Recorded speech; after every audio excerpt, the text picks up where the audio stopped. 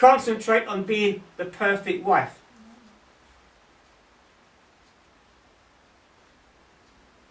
Most people, when they get married, they meet a person, and most women see marriage as a construction business.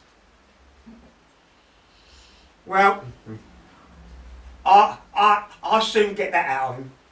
I'll soon shape him. I'll make him this way. I'll make him that way. And the thing is, friends, the secret of success is, if you can't accept the person as they are, then you really shouldn't be marrying that person. If you've got to think, well, I'm going to get that out of him, I'm going to get this out of him, I'm going to do this, and I'm going to do that, then you're on your way to failure. You're on your way to failure anyway.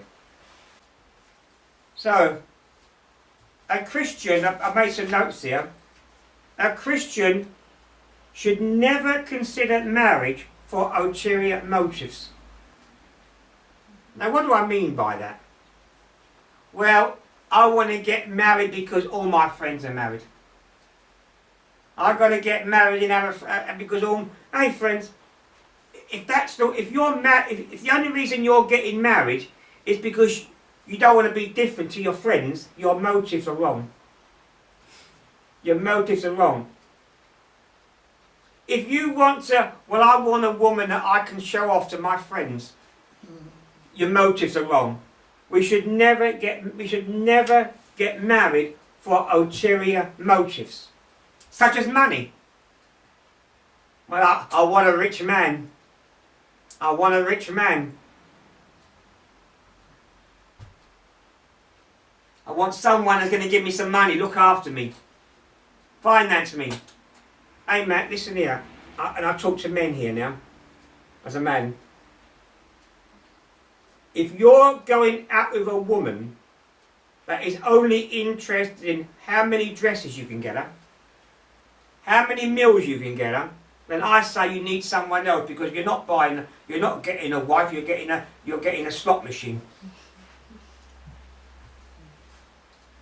And then when the money goes out, when the money goes out, she will go out. You know, one of the things that impressed me about my wife, when I met her, she was just moving, and I went round and helped her move. And what impressed me was, I went into the petrol garage, and I was helping her move, put the petrol in the car, and she took out some money and gave me money to pay the petrol. That really impressed me more about my wife. And when it came to, and the first Christmas we knew each other, I said, she said, what do you want for Christmas? She said to me, so I gave her a long thing. She said, no, I don't ask for cheap things.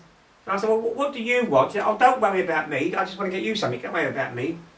And that really impressed me about my wife. Because that's the kind of person she is.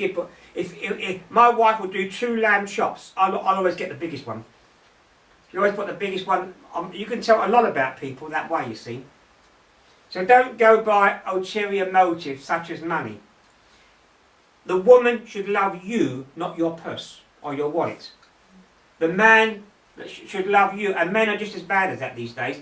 A man should love you, not how much you've got in your wallet.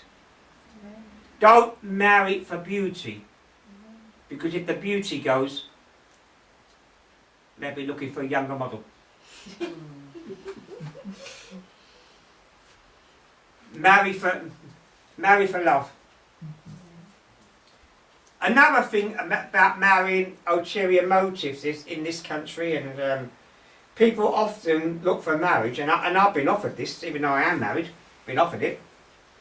People want to get married in order to get a permit to stay in the country. So they are marrying for an ulterior motive. They're looking for someone. I was even told once that they would pay me to marry them. I went to Nigeria a couple of years ago, and I was preaching in Nigeria, and my wife, and I phoned up Sheila in England, and I said, "Are you enjoying it?" I said, "The worship is wonderful." And I said I could stay here, I could live here because the worship is so good. And my wife said jokingly, well, you'd better marry a Nigerian woman and stay there. So I shared the joke from the pulpit. And everyone laughed, and I preached, I finished preaching, and I stepped outside the church. And as I stepped outside the church, there was a woman there waiting to marry me.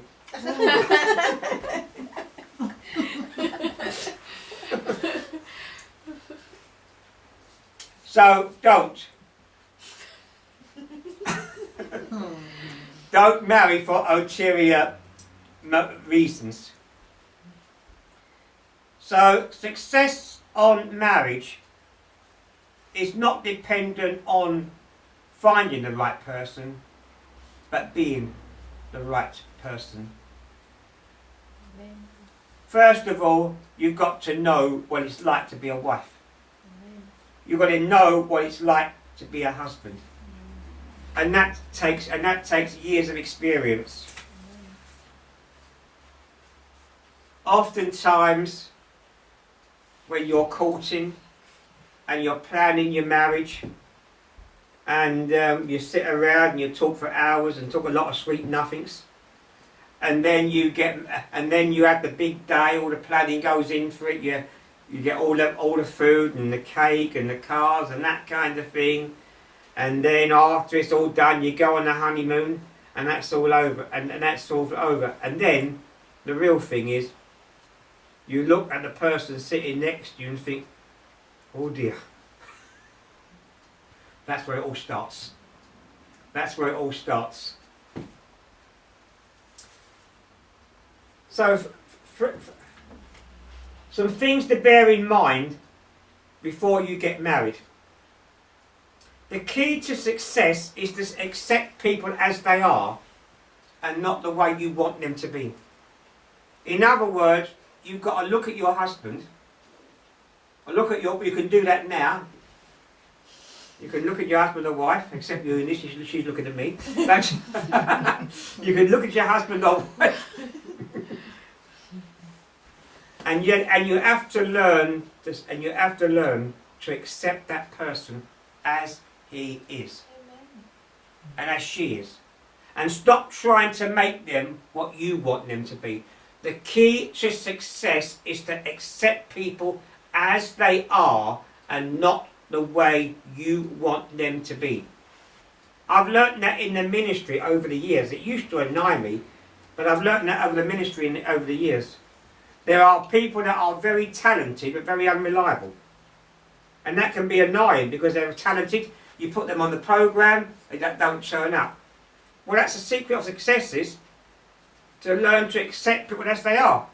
So if they're unreliable, you treat them like they're unreliable. If they're there, you use them, but you don't plan to use them. That's the way. You have to learn. Well, this is the way my wife is. Doesn't matter how many times I've told her over the years, she still does it. Well, then you're going to have to accept that's the way she is.